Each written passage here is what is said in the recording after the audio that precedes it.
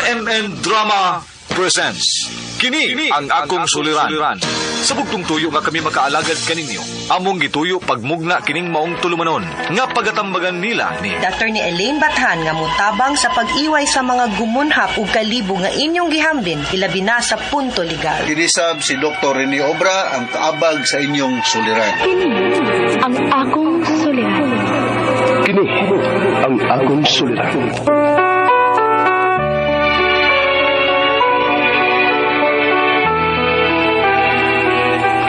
Sa atong pagkaymugso ng kalibutan, gikalawaan at ang daan sa atong suliran. Ang suliran mo'y kabahin sa itong inadlang panginabuhian. Aba na doon ay suliran nga dili mo mapasan nga ikaw ra.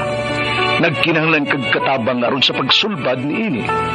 Nagkinahanglan kag kahayag na may mulamdag sa imong unahuna. Ug tungod ni ini, natawag kini nga atong tulumanon nga naguluhan.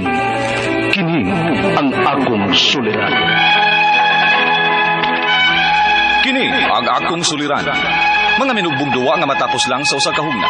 Mga kinutlog gikan sa mga suwat sa mga minahal namong tigpaminaw. Busa kung aduna kamoy suliran nga naggumon karon sa inyong galamhan, suwata ka na ug ipadala ning atong tulumanon. Kini ang akong suliran. Aron kabuhatan ka na og duwa sa kahanginan ug pagatambagan sa mga bulawanang hunahuna.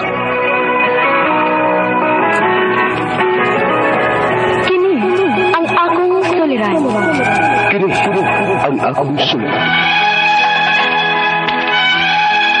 Sinumat ni Teresa Tirul Soria, ubos sa direksyon ni Ingrid Miss Iver Tudaso. Dalit kaninyo sa RMN Drama.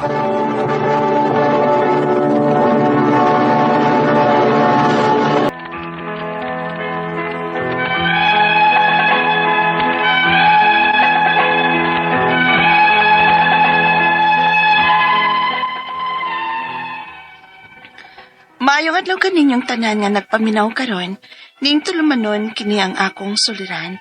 Ilabi na kaninyo Dr. Rene Obra ug Attorney Elaine Bathan. Ingon man sa mga artista nga maghatag og kinabuhi ning akong suwat suliran.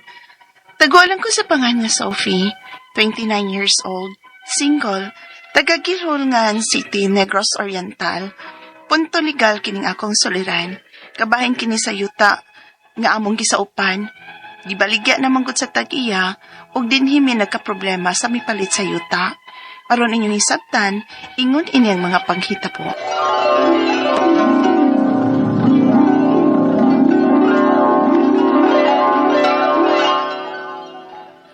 Kining yuta ka ni adto, hasindas tubo kini siya. Human nga wa matamnig tubo, agi pasugdan kinig mga saop sa tuig 1984.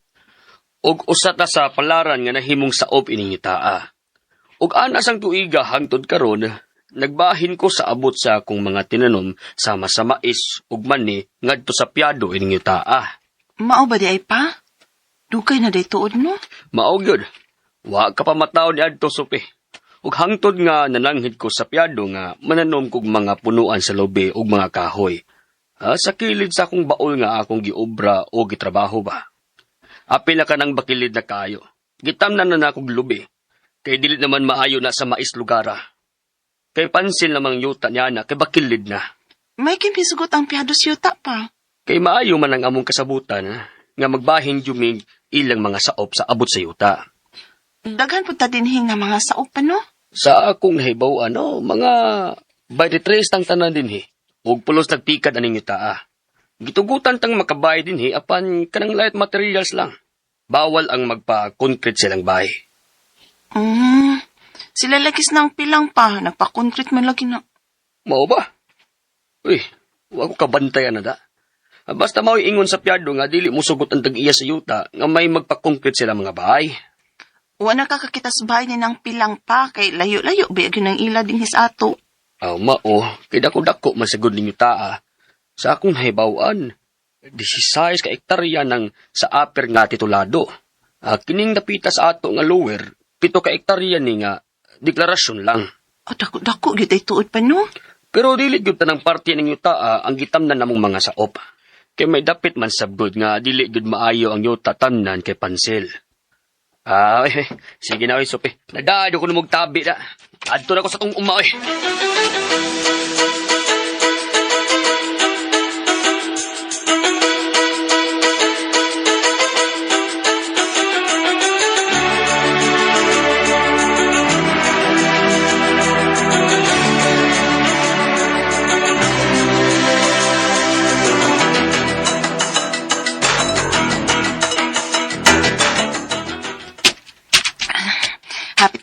amo.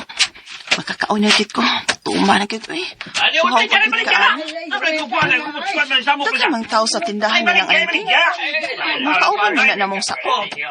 Murag seryoso na inang tapit. Day, suke! May kinakalabay ka, day! Nang! Ayun si Papa ni mo, day! Ay, to sa amo siguro nang. Ngano di ay? Ay, uy, pahibaon unta to kay dunay dakong problema. Ha? Kay ibaligya ng yuta nga atong gipuy-an. Unsa?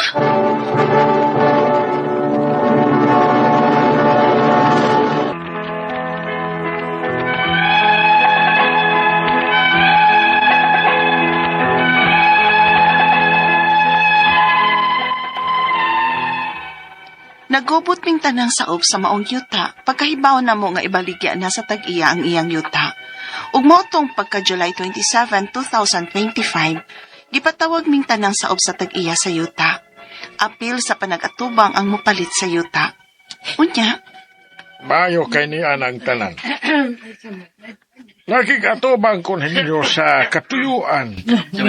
Nga nahibaw na siguro ang tanan. O hinaot.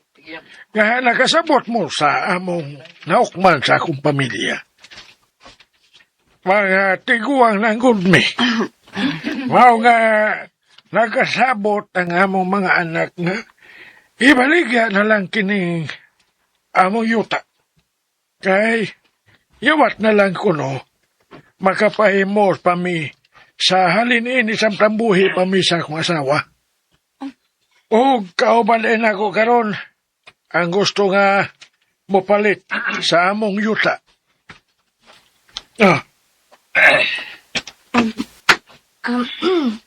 Ako ang mapalit ining yuta, o dili ra ba ko gusto nga may saop ang akong yuta? Ang gusto nako nga way may biling saop ining yuta.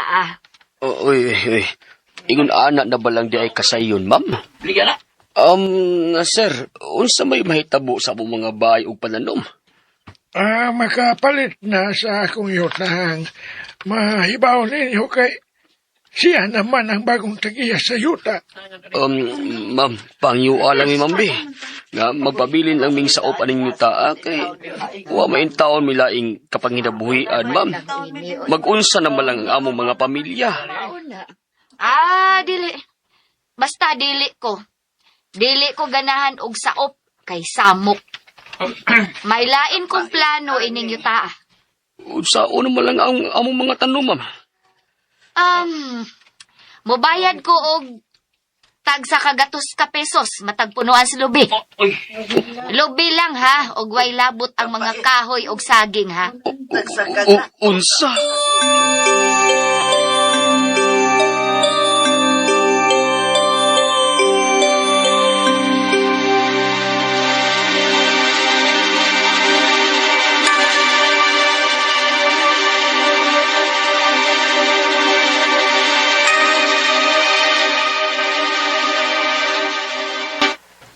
Paita aning pobreta, oy. Daog-daogon lang yun ta sa mga kwartahan. Igunaanan na lang kabarato ang atong hinaguan. Ha? Usa kang gato sa ibayan matag punuan sa lubi. Uba pa'y labot nga bayran ang mga punuan sa kahoy sama sa mangga o mga saging. Dili na ni makiangayod. Mudangup kita sa dar. pa.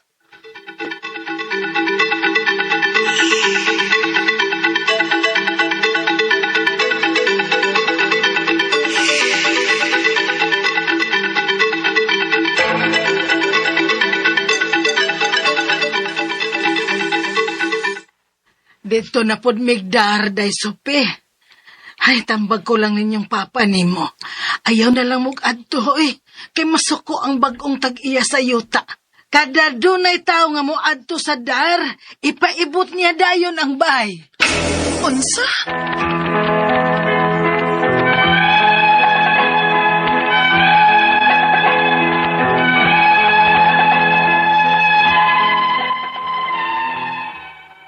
Hasol kayo nga mong huna-huna karon.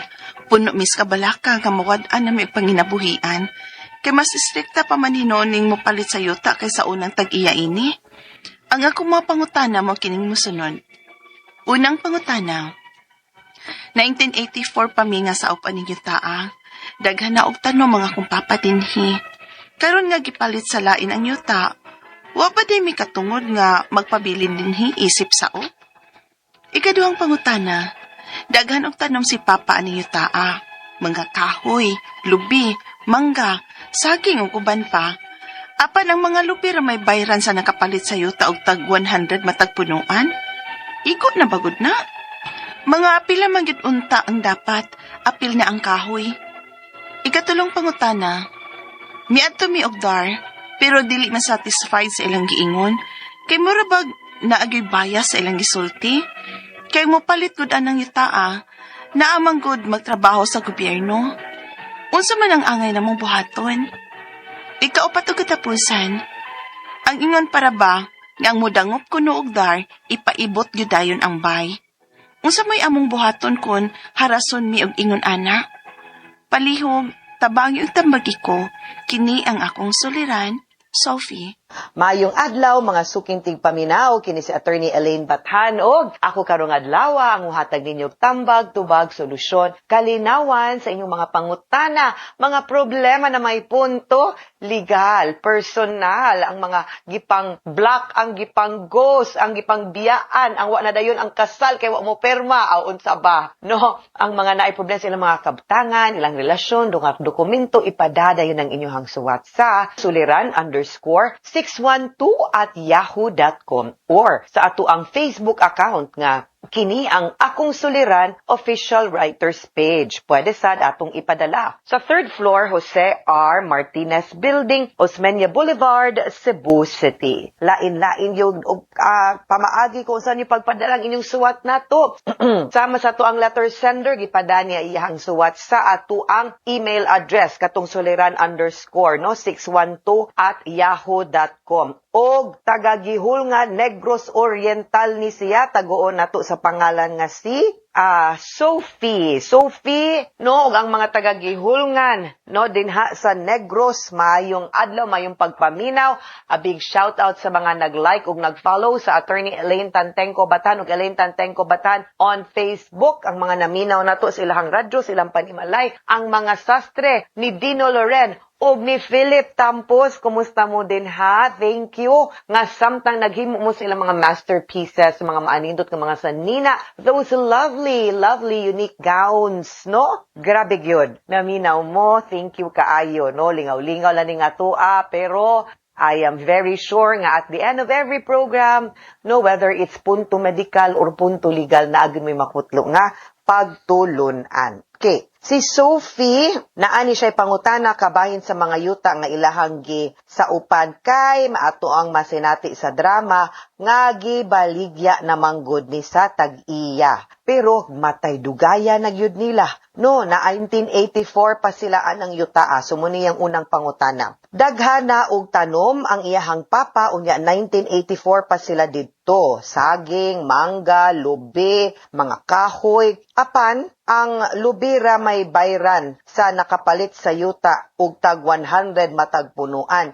Igo na bagod na, no? Ang iyang gipunta na karon nga napalit na sa lain ang yuta, wa ba kuno sila katungod. Magpabilin dinhi isip sa op. Okay, una sa tanan, sa op means tenant. And kung atong yung subayon, kung unsay balaod na nag-govern ani, kanang gitawag na tog tenancy law. Na ay criteria, na ay definition, na ay requirements para mahimo tang entitled sa mga katungod nga ginahatag sa balaod para sa mga tenant or mga saop. Una, dapat ang yuta classified as an agricultural land. Ikaduha, dapat registered ta sa Department of Agrarian Reform. Unya, ang tenant na diha gapuyo, ang saop ug ihang pamilya, niya mo'y nagtikad sa yuta, unya nagbinahinay sila sa abot, no? Unsa nang mga ani dinha ko siya og ang tag-iya, among others, no? So, please, adto mo sa DAR, ipa-check og ni qualify ba mo as a tenant para ma-define na to og klaro kung unsa din ang inyong mga katungod isip sa op, ha? But at least on that definition pwede, and then you'll be given a portion where diha na mo magtanom, diha na mo inyo na ang yuta, diha dapita. Now, daghan ang tanom ni Papa, unya mo lagi to, 100 ray ibayad. Igo na baday na, pila man ang dapat, apil ang kahoy. Okay, it's something nga dapat ninyo storyahan sa tag-iya, and I will suggest nga isa ka na dito sa DAR para mapatawag ang tag-iya, magstorya mo, maghusay mo, para ang kanang binayranay ninyo, mutual agreement na siya, para wa nalay samok, no? Unya, magstorya mo, o pwede ba, no, maka-avail, especially kung maka-avail mo as a tenant, no,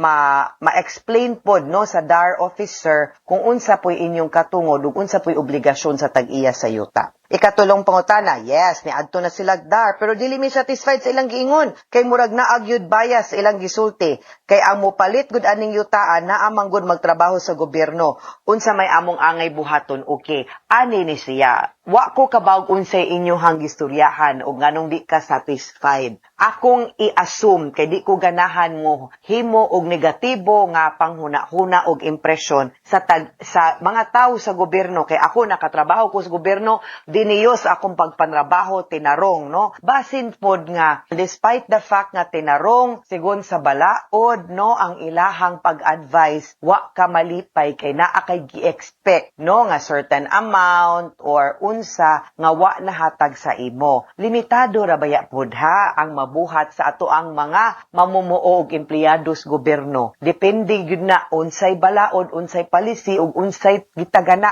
nga katungod sa imuha ug sa inyong pamilya isip sa op. So, di po kumuingon nga bias kay abinaas gobyerno, no? Ayaw lang sad ana. So, most likely klaruha lang, and then maybe you can go pod mangutana pud ka og lain nga adto ka sa public attorney's office or sa mga IBP kay naamang gyud may legal aid na para makapangonsulta ka, para ma-explainan kag tarong, no? Mapalakda nato kung unsa toy pag-eksplikar sa tagadar ngadto nimo. Unya balik mo didto. Katapusang pangutana, ang ingon para ba nga mudangup ko no og DAR ipaibot gyud dayon ang balay dili oy. Unsa may among buhaton kung harason me og ingon ana. Of course that's not true. Dili pwede ibton ang balay og basta-basta. Dili pod wala poy katungod ang DAR mo order ana. No, nga basta na lang ibton ang inyong balay, that is still your right to property, no, kay pila ka tuig mo nagtikad anang yuta, so dili na ingon ana, and that's not how the law actually works. So I think you just really need to be properly advised kung unsa gyud ang sakto angay ug makiangayon nga buhaton ninyo, ha? Dili na pwedeng magtagna-tagna lang ta. Balik mo sa DAR, pero you can consult a lawyer also adto mo IBP or PAW para mahatagan mo og klaktong tubag, dalang inyong mga papeles ug unsay mga proof ninyo pagpamatuod nga saop mo ug nagtikad mo ana, no, and that you are qualified. Okay? Mga sukintig paminaw, hinaut unta nga namoy nakutlo na pagtulunan karong adlaw. Kini si Attorney Elaine Bathan. Daghan kayong salamat sa inyong pagpaminaw sa atong tulumanon hangtod sa sunod nga sugilanon. Dinhi gapon sa tuang programa kini ang akong suliran gikan sa RMN Production Center, Radyo Mo Nationwide. Tatak RMN, daghang salamat ug maayong adlaw.